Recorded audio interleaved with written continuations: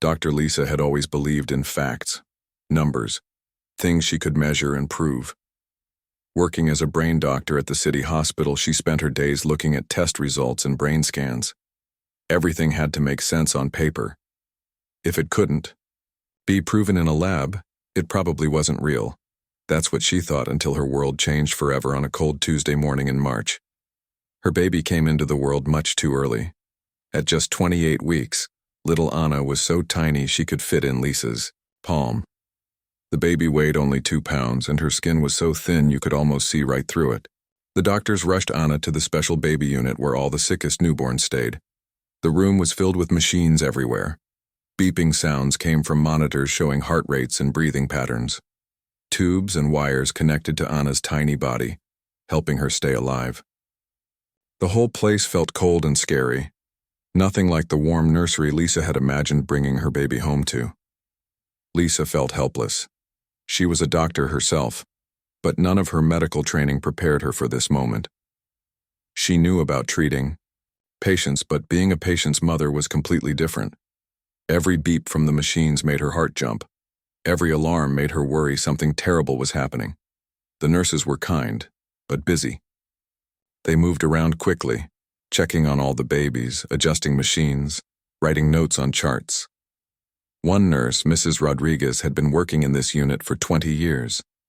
She had seen thousands of premature babies, and she knew things that weren't written in medical books. "Have you tried skin-to-skin contact?" Mrs. Rodriguez asked Lisa on the second day. "We call it kangaroo care. You hold the baby against your chest, skin touching skin. No clothes between you and the baby." Lisa looked at her strangely. This sounded like something from the past, not modern medicine. "I don't think that's going to help much," she said.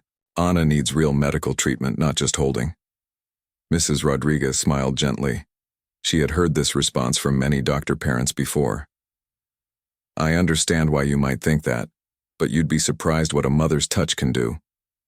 The research actually supports it now." But Lisa wasn't convinced. She was too scared to even touch Anna properly, afraid she might hurt her or pull out one of the important tubes. The baby looked so fragile, like she might break if handled wrong. Lisa preferred to watch from the chair next to the bed, trusting the machines to keep her daughter alive. On the third day, everything got worse. Anna's breathing became irregular, and her oxygen levels dropped dangerously low. The doctors tried different medications, but nothing seemed to work. Lisa watched, the numbers on the monitors getting worse and worse. Her scientific mind knew what these numbers meant, and she felt terrified. The medical team gathered around Anna's bed, discussing options. They talked about stronger medications and different treatments, but everyone looked worried. Lisa could see it in their faces. They were running out of ideas. That's when Mrs. Rodriguez came over again. "Doctor, I know this might sound too simple, but would you please try holding Anna, skin to skin? Sometimes when medicine isn't enough, a mother's touch can do things we don't fully understand yet." Lisa felt desperate. Her logical mind said this was silly, but her mother's heart was willing to try anything.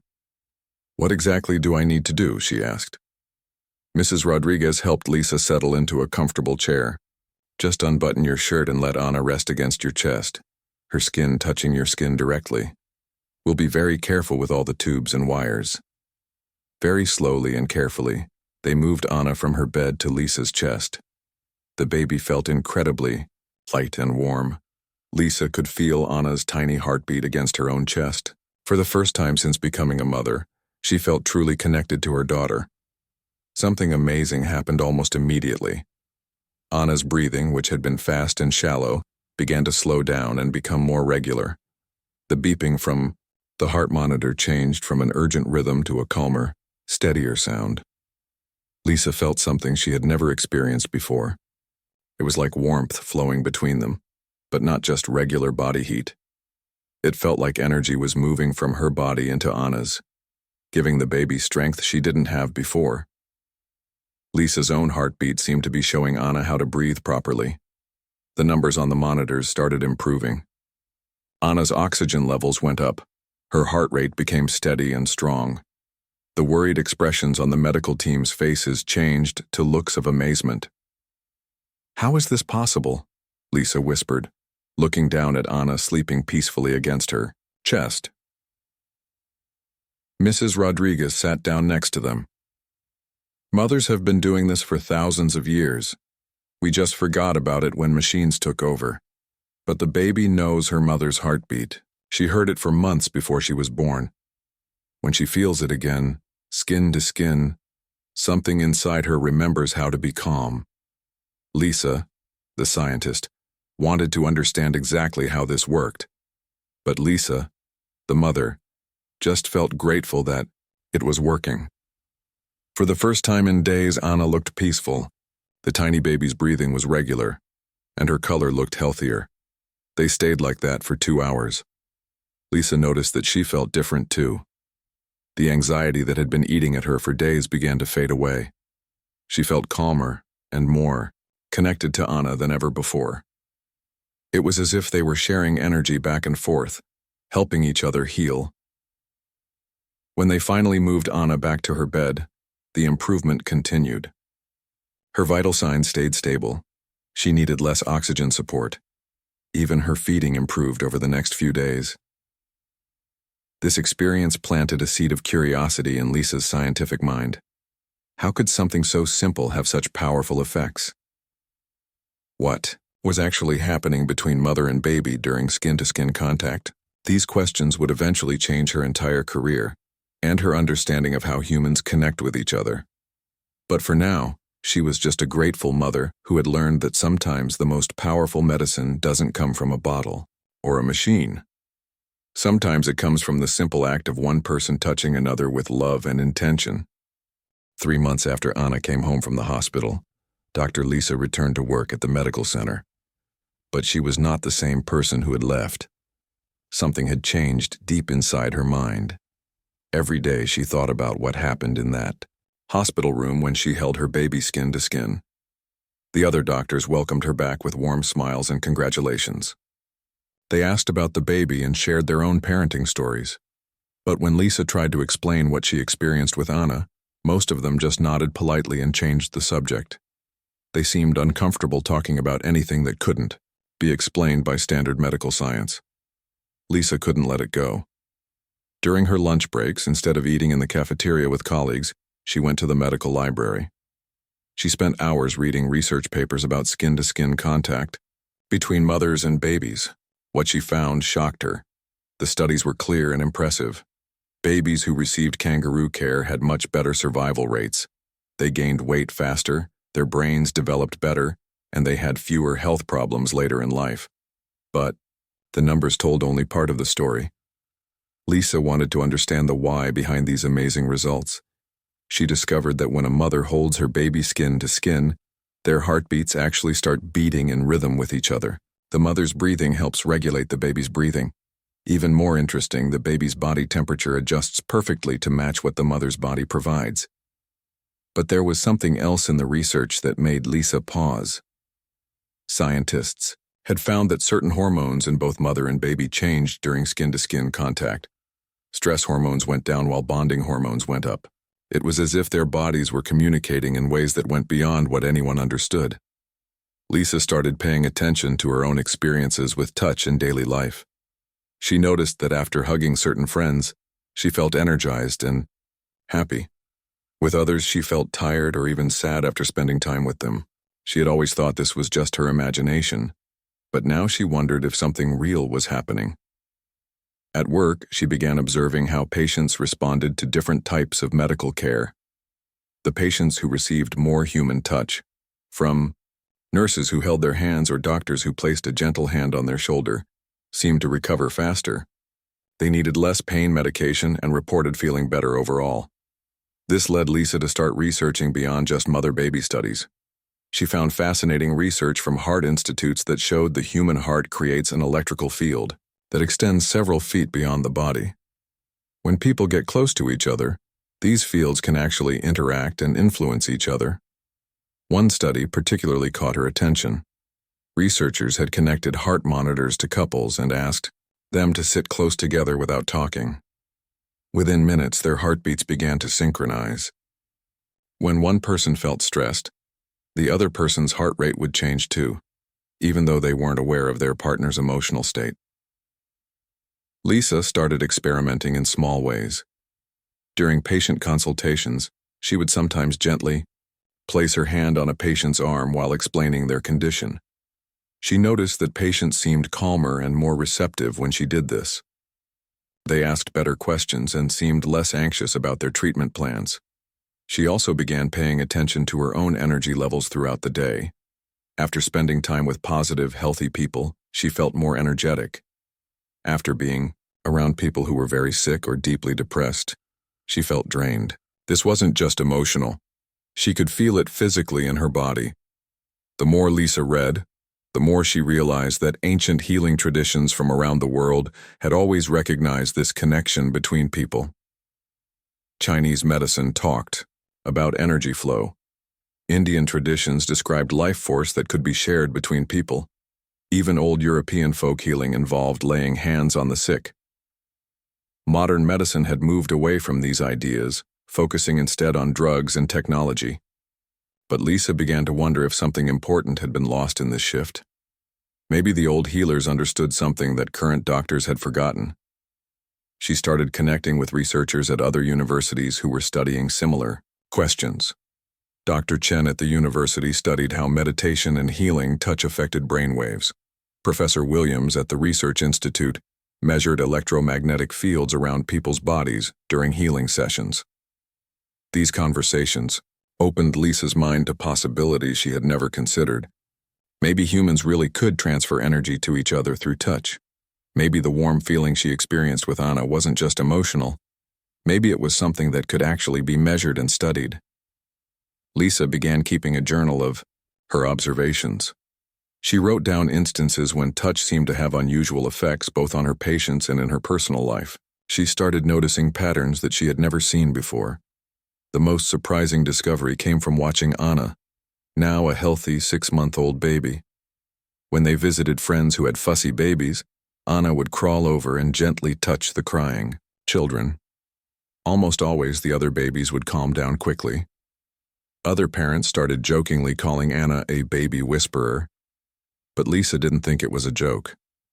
She watched carefully and saw that Anna seemed to naturally know how to use touch in healing ways.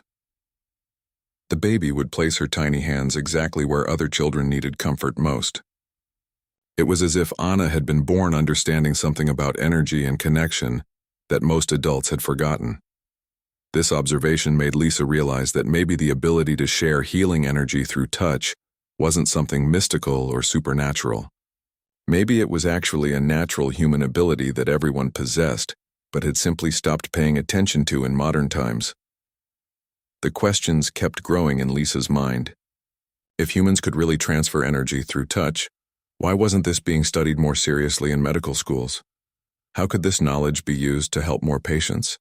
And most importantly, what other healing abilities might people have that were being ignored by current medical practices? When Dr. Lisa presented her research findings at the annual medical conference, she thought her colleagues would be excited. She had spent months collecting data about skin-to-skin contact and its effects on patient recovery. She had charts showing faster healing times, reduced pain medication needs, and improved patient satisfaction scores. Instead, the reaction was cold silence, followed by uncomfortable whispers. After her presentation, Dr. Johnson, the head of her department, approached her with a serious expression. "Lisa, I need to speak with you privately," he said, guiding her to a quiet corner of the conference hall. "What you presented today," he began slowly, "sounds more like alternative medicine than real science. Energy transfer, healing through touch? These aren't concepts that belong in a serious medical discussion." Lisa felt her heart sink. "But the data is solid," she protested. "Patient outcomes improved significantly when we included intentional touch as part of their care. The numbers don't lie." Dr. Johnson shook his head. "Numbers can be interpreted many ways. What you're describing sounds too much like faith healing or New Age nonsense. This hospital has a reputation to maintain. We can't be associated with practices that make us look unprofessional. Over the following weeks, Lisa noticed a change in how her colleagues treated her. Conversations would stop when she entered the room. People who used to invite her to lunch began making excuses. She felt increasingly isolated at work. The situation got worse when she applied for research funding to continue studying the effects of therapeutic touch on patient recovery.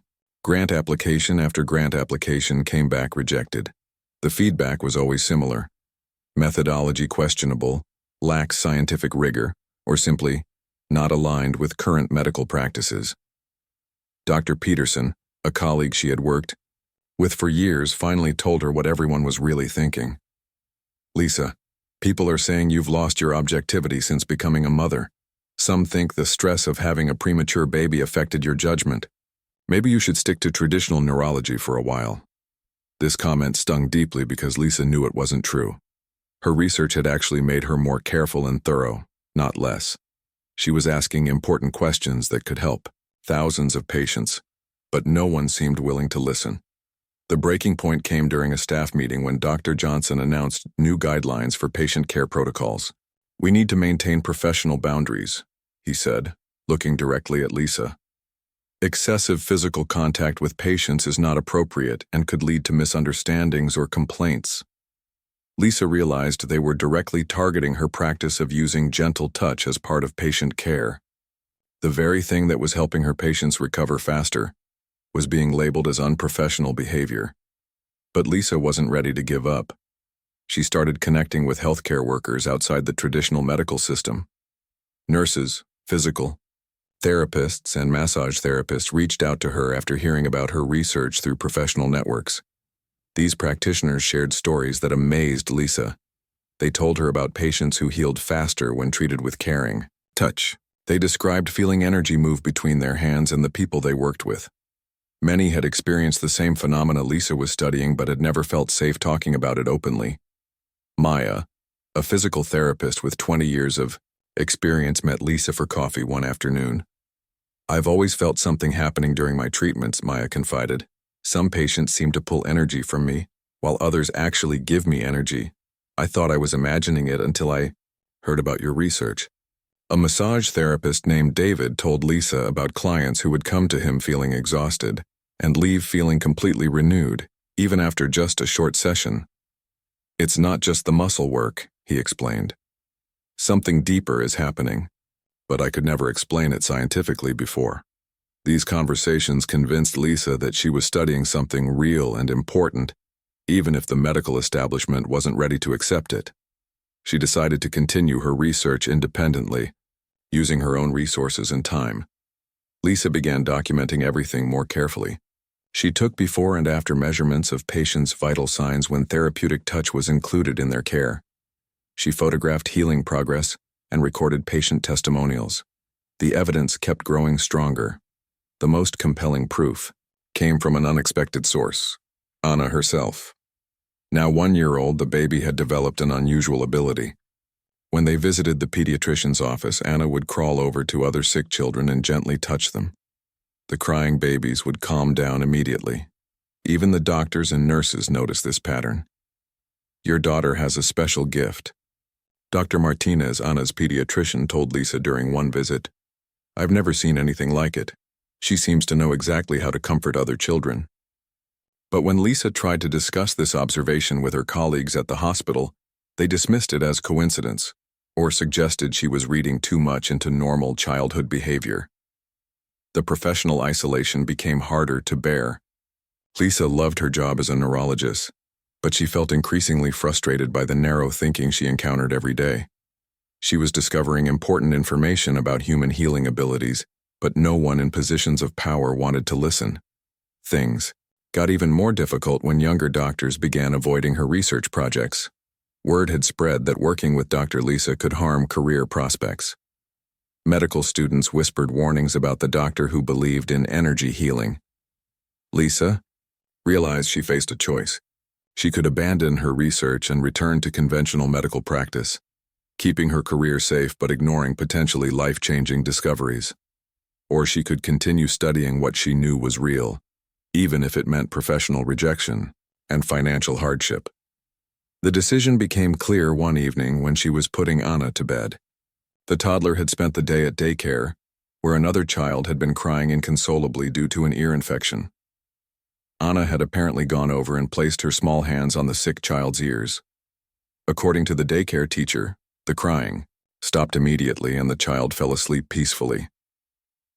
Looking at her daughter that night, Lisa realized Anna represented the future of healing, a generation that might grow up understanding human energy connection as naturally as they understood any other aspect of health. But that could only happen if someone was brave enough to study and document these abilities now, even in the face of professional opposition. Lisa made her decision. She would continue the research regardless of the cost to her career. The truth was too important to abandon just because it made other people uncomfortable.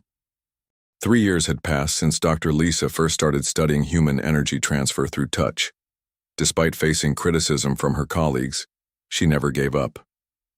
Working nights and weekends, often with Anna playing quietly nearby, Lisa continued, collecting data and documenting cases where therapeutic touch made a real difference in patient outcomes.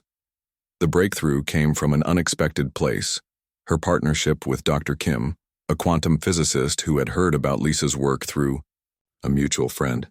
Unlike the medical doctors who dismissed her research, Dr. Kim was fascinated by the possibility of measuring what Lisa called energy transfer. "What you're describing sounds similar to electromagnetic field interactions," Dr. Kim explained during their first meeting.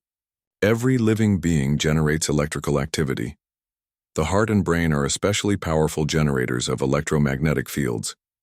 Maybe we can actually measure what's happening during these healing touch experiences."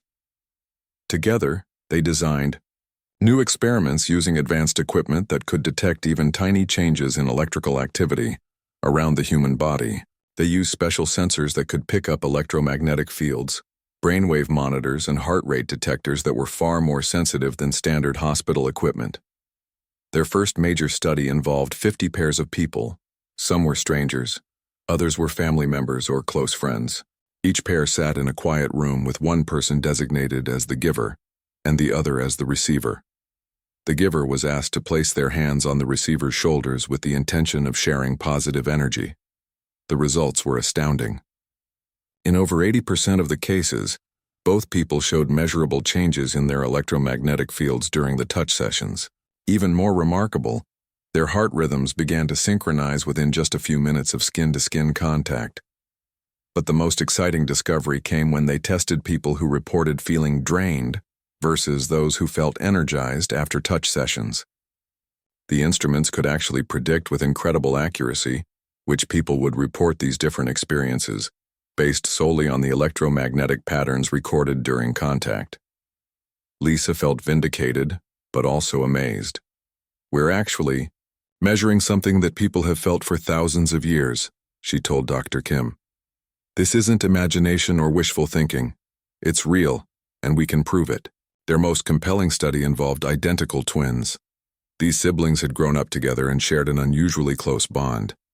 When the researchers stressed one twin by showing them disturbing images, the other twin's body responded immediately, during skin-to-skin contact, even though they had no idea what their sibling was experiencing. The stressed twin's heart rate would increase, and within seconds, the other twin's heart rate would change too. Their brain waves shifted into similar patterns. It was as if the unstressed twin's body was automatically trying to help balance and calm their sibling's system. "This is incredible," Dr. Kim said, reviewing the data late one evening. "The twins are essentially sharing their physiological states through touch. One person's calm nervous system is helping regulate the other person's stressed nervous system." Word about their research began spreading beyond the small circle of scientists who had initially dismissed Lisa's work. Medical journals that had previously rejected her papers suddenly wanted to publish her studies. The Journal of Integrative Medicine accepted their groundbreaking paper titled "Measurable Biofield Interactions During Therapeutic Touch." Dr. Martinez from the Children's Hospital called Lisa with exciting news. "We've started training our nurses in intentional touch techniques based on your research. Our young patients are recovering faster, needing less pain medication, and their families are much happier with their care." Other hospitals began reaching out. The Heart Institute wanted Lisa to train their staff in therapeutic touch methods. The Cancer Center asked her to design studies measuring how healing touch affected chemotherapy patients' recovery times. Even more surprising, insurance companies started paying attention. When they realized that patients receiving therapeutic touch needed fewer pain medications and had shorter hospital stays, several major insurers began covering sessions with trained healing touch practitioners. Anna, now 4 years old, had become an unofficial research assistant. Her natural ability to calm other children through gentle touch was so consistent that Lisa included her in several studies. The little girl could reduce crying and agitation in other children with remarkable effectiveness, and the instruments showed clear changes in both Anna's and the other children's electromagnetic fields during these interactions. "Mommy, why does touching help people feel better?" Anna asked one day while watching Lisa analyze data from their latest study. Lisa thought carefully about how to explain it in terms a 4-year-old could understand. "I think people's bodies can share good feelings through touch, just like how you shared your toys with your friend yesterday. When someone feels scared or hurt, touching them gently can help them feel your calm and happy feelings too." Anna nodded as if this made perfect sense. "Like when I hug you when you're sad." "Exactly like that, sweetie. You're very good at sharing your happy energy with other people." The validation from the scientific community felt wonderful, but Lisa knew this was just the beginning. Now that they could measure and document energy transfer through touch, so many new questions emerged. Could this ability be taught to anyone? Were some people naturally better at it than others? Could the effects be enhanced through training or practice? Most importantly, Lisa wondered how this knowledge could be integrated into mainstream medical care. If therapeutic touch could reduce pain, speed healing, and improve patient outcomes with no negative side effects, shouldn't every healthcare worker learn these techniques? The research had proven that human energy transfer through skin-to-skin contact was real and measurable. Now the challenge was figuring out how to use this knowledge to help as many people as possible. Lisa felt excited about the possibilities ahead, knowing that she had opened a door to understanding human healing abilities that had been largely ignored by modern medicine. For the first time in years, Lisa felt hopeful about the future of healthcare. A future where the power of human connection and touch would be recognized as essential tools for healing, backed by solid scientific evidence that no one could dismiss. 5 years after that first magical moment in the hospital when Dr. Lisa held baby Anna skin to skin, everything had changed. Lisa stood in front of a packed auditorium at the National Medical Conference, looking out at hundreds of doctors, nurses, and healthcare workers who had come to hear about her groundbreaking research on human energy transfer through touch. The same medical community that had once dismissed her work now considered her a pioneer. The girl who had started this journey as a skeptical scientist had become a leading expert in what was now called biofield medicine, the study of how human energy fields interact to promote healing. 5 years ago, many of you would have thought, "I was crazy." Lisa began her presentation with a smile. "I would have thought I was crazy too. But sometimes the most important discoveries come from experiences that force us to question everything we think we know about healing." The audience listened intently as Lisa shared her story, from that desperate moment holding Anna in the intensive care unit, to the rigorous scientific studies that proved energy transfer through touch was real and measurable. She showed brain scans, heart rhythm data, and electromagnetic field measurements that demonstrated beyond doubt that humans could positively affect each other's health through intentional, caring touch. Dr. Roberts, the hospital administrator, who had once criticized Lisa's work, approached her after the presentation. "I owe you an apology," he said humbly.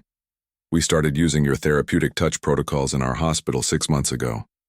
Patient satisfaction scores are the highest they've ever been, and our average recovery times have improved by 30%. This transformation hadn't happened overnight. After Lisa and Dr. Kim published their landmark research, medical schools slowly began adding courses on biofield medicine to their curricula. Students learned about the science behind therapeutic touch alongside traditional subjects like anatomy and pharmacology. Hospitals across the country established healing touch programs. Specially trained nurses and therapists worked alongside, doctors to provide patients with the benefits of intentional, caring touch as part of their treatment plans. The results consistently showed faster healing, reduced pain medication needs, and improved emotional well-being for patients. The World Health Organization had recently recognized energy-based healing as a valid complementary therapy, recommending that healthcare systems worldwide integrate these methods with conventional medical treatments.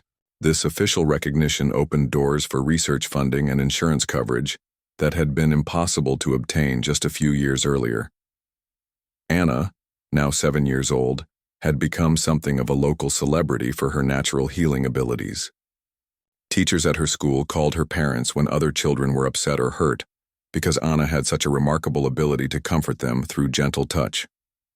But Lisa was careful to help Anna understand that this was a gift to be used responsibly, not something to show off or take advantage of.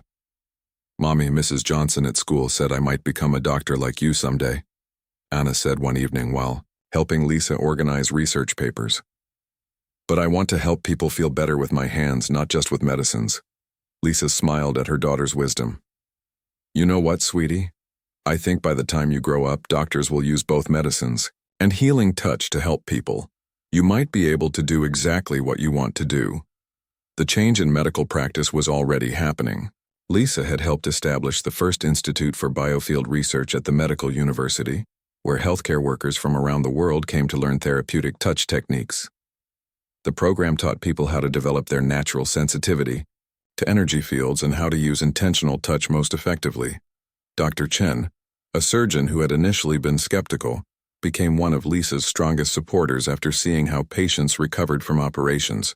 "We started having our surgical team practice calming touch techniques with patients before and after procedures," he explained. "Our infection rates dropped, pain scores decreased, and patients report feeling much more confident about their surgeries." Physical therapists, massage therapists, and nurses who had always felt something special happening during their work finally had scientific validation for their experiences. Many of them came to Lisa's training programs to better understand and develop their natural healing abilities. The insurance industry, initially resistant to covering anything they couldn't fully understand, had become advocates for therapeutic touch after seeing the dramatic reduction in healthcare costs. Patients who received biofield therapy needed fewer expensive medications, had shorter hospital stays, and required less follow-up care. But perhaps the most important change was happening in everyday relationships between healthcare workers and patients. Medical care was becoming more personal and compassionate again. Instead of seeing patients as problems to solve, doctors and nurses were rediscovering the healing power of human connection. Lisa often thought about how this journey had started with her own desperate need to help Anna. Now, thousands of families were benefiting from what she had learned in that scary but miraculous moment in the intensive care unit. The research continued expanding.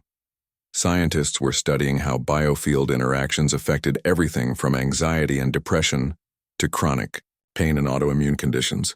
Early results suggested that therapeutic touch could be helpful for an incredibly wide range of health problems. Anna's natural abilities continued to amaze everyone around her.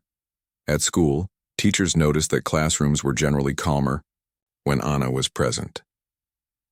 On the playground, she had an uncanny ability to prevent conflicts between other children, simply by placing a gentle hand on someone's arm or shoulder. "I can feel when people are sad or angry," Anna explained to Lisa one day. "It's like their feelings go into my hands when I touch them. Then I try to share my happy feelings back." This innocent description perfectly captured what Lisa's sophisticated research had proven, that humans have a natural capacity to share emotional and physical states through touch, and that this sharing can promote healing and well-being for everyone involved. As Lisa tucked Anna into bed that night, she reflected on how much their lives had changed. What started as a mother's desperate attempt to help her premature baby had grown into a movement that was transforming healthcare around the world. The little girl who had taught Lisa about the power of skin-to-skin contact was now teaching other children about the importance of gentle, caring touch. Anna represented a new generation that would grow up understanding energy connection as naturally as they understood any other aspect of health and human relationships. Looking toward the future, Lisa felt excited about the possibilities ahead. Medical schools were training doctors who valued both scientific rigor and human connection. Hospitals were becoming places where healing happened through the combination of advanced technology and compassionate touch. Most importantly, people were remembering that the simplest and most powerful medicine might just be the loving contact between one human being and another. The revolution had begun with a mother's touch, and now it was changing the world.